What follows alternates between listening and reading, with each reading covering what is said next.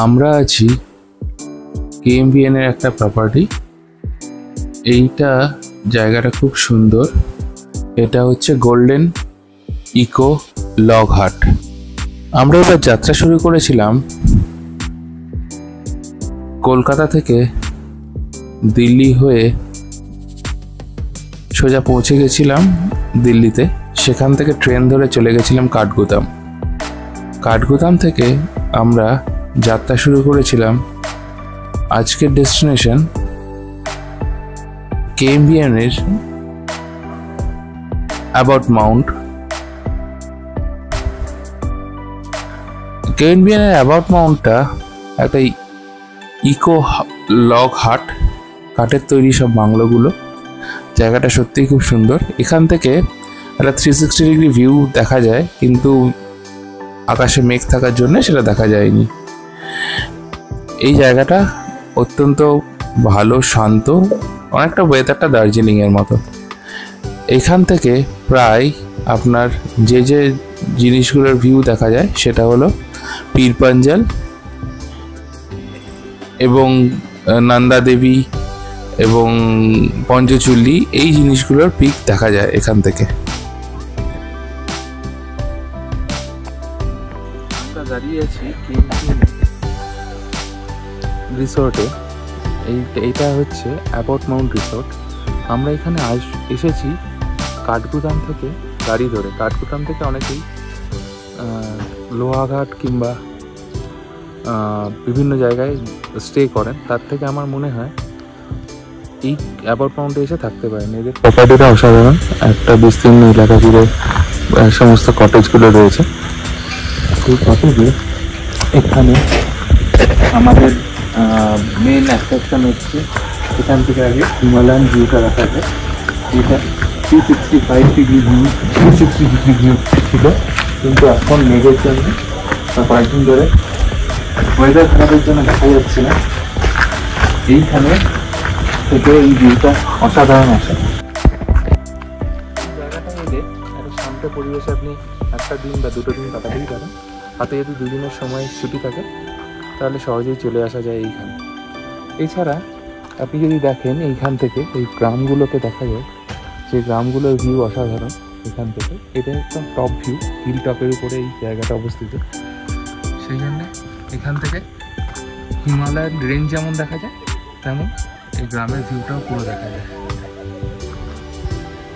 আর এইখানে থেকে কী কী দেখা যায় সেটা যদি একটু দেখে নিই আমরা। এখানে একটা বোর্ড লাগিয়েছে উত্তরাখণ্ড ট্যুরিজমের পক্ষ থেকে। এখানে বলছে পীর পাঞ্জাল, পিকস ফ্রম পীর পাঞ্জাল, হিমাচলের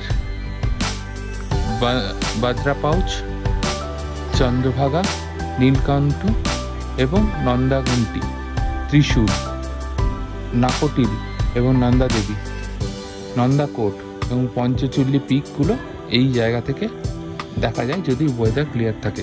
কিন্তু এখন আপাতত ওয়েদার খারাপের জন্য আমরা কিছুই দেখতে পাচ্ছি না। আজকে একটু আগে বৃষ্টি হয়ে গেল। সকালবেলা আমরা যখন এখানে ঢুকেছিলাম তখন বাজে বেলা 11টা, সাড়ে 11টা। তখন বেশ গরম ছিল, তখন গায়ে কোনো সোয়েটার বা জ্যাকেট চাপাতে হচ্ছিল না। কিন্তু যত সময় গড়াচ্ছে তত ঠান্ডা বাড়ছে, আর রাতের দিকে ঠান্ডাটা বেশিই থাকবে।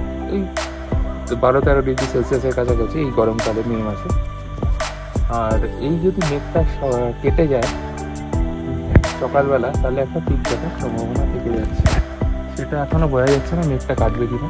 যে মেঘের অবস্থা তাতে মনে হচ্ছে না পিক দেখা যাবে বলে। এখান থেকে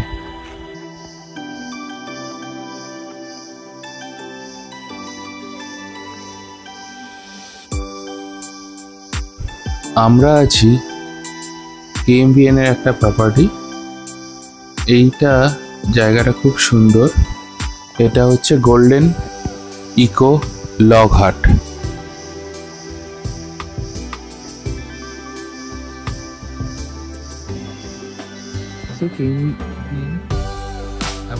এন্ট্রি পয়েন্ট আমরা এই রাস্তা দিয়ে ঢুকেছি।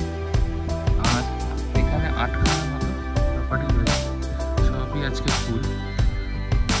সামনের দিকে রয়েছে 3-4টে প্রপার্টি, পিছনের দিকে 2টো, আর সাইডের দিকে আরও 2টো।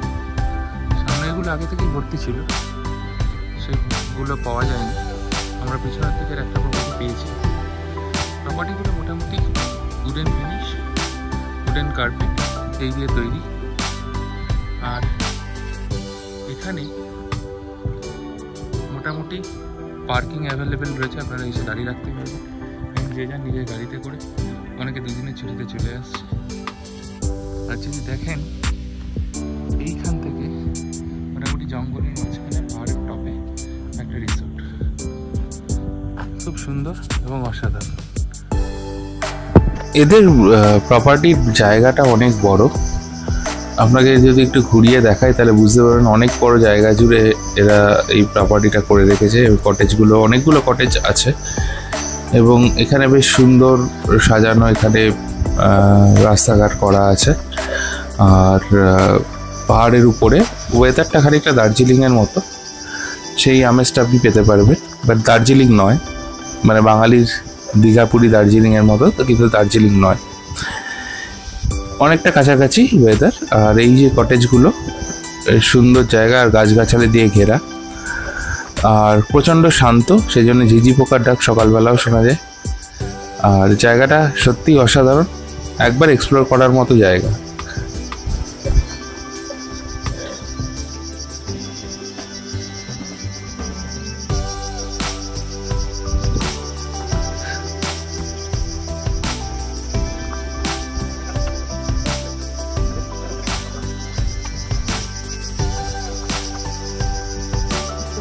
এখানে একটা জায়গা রয়েছে ঠিক প্রপার্টিটার পিছনে, সেটা একটা ওল্ড চার্চ।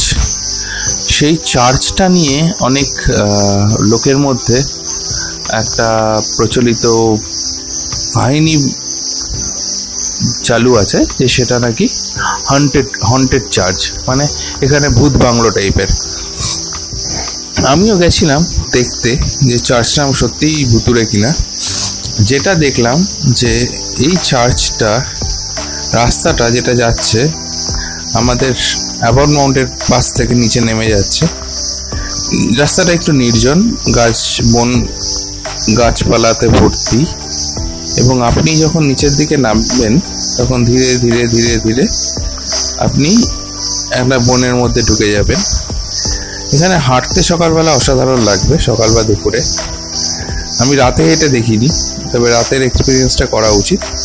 আর যদি আপনি ধীরে ধীরে হাঁটতে থাকেন, রাস্তাটা ঢালু হয়ে নিচের দিকে নেমে যাচ্ছে, তাহলে আস্তে আস্তে আস্তে আস্তে আপনি চার্চটার দেখা পাবেন।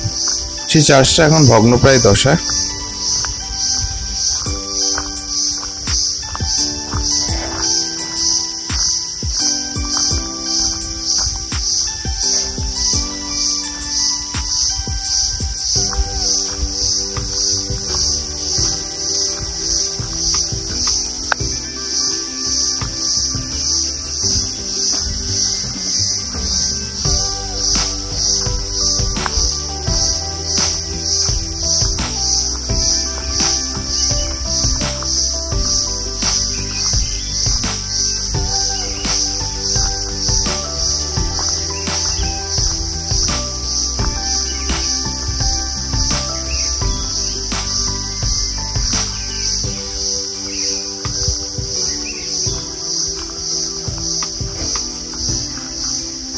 আমি যেটা লোকালদের সাথে কথা বলে জানলাম, এই চার্চটা যারা চালাতো তারা 2018 পরে, 18তে মারা গেছেন আর কি, যিনি চালাতেন।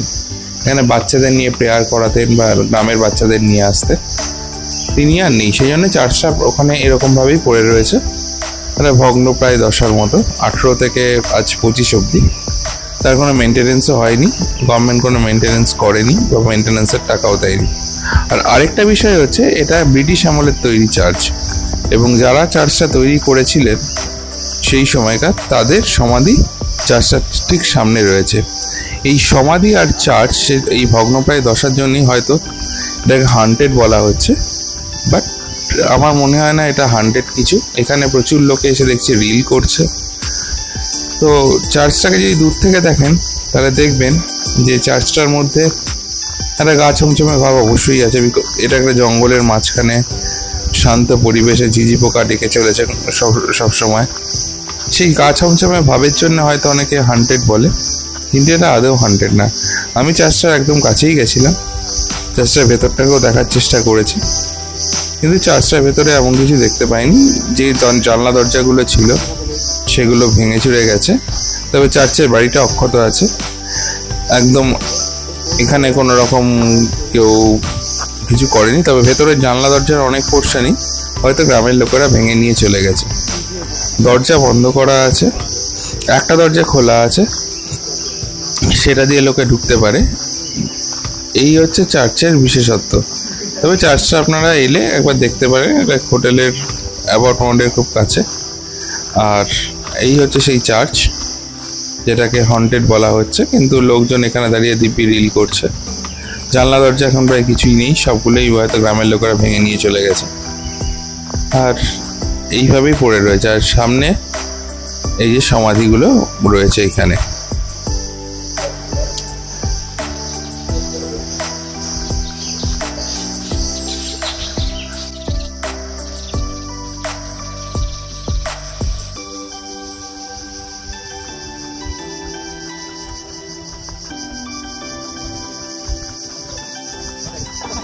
তাহলে আজকে থাকলো আপনাদের জন্য অ্যাবাউট মাউন্ট।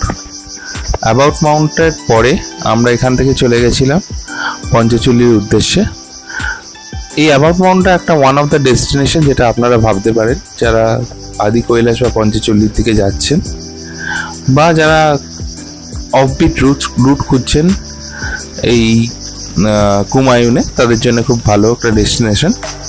যদি এই ভিডিওটা ভালো লেগে থাকে তাহলে আমাদের চ্যানেলকে লাইক, সাবস্ক্রাইব আর শেয়ার করতে ভুলবেন না।